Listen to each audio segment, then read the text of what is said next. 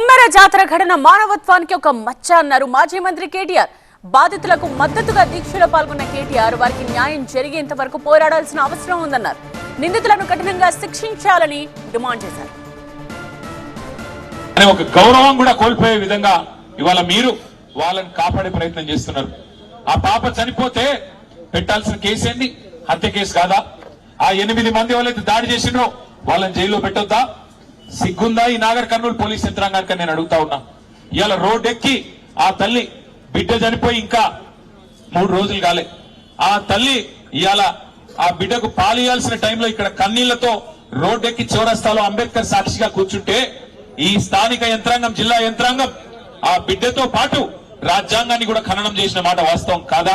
మనుషులను చిన్న చూపు చూసి దేవుడు దర్శనానికి రాకుండా చేసి వారి మీద దాడి చేసి మళ్ళీ వారి మీదనే కేసులు పెట్టి చివరికి రోడ్డు మీద కూర్చునే పరిస్థితి తల్లికి, ఆ తండ్రికి, వాళ్ళ కుటుంబం మొత్తానికి తెచ్చిన ఈ వ్యవస్థను చూసి సిగ్గుతో తలదించుకోవాలి తెలంగాణ సమాజం.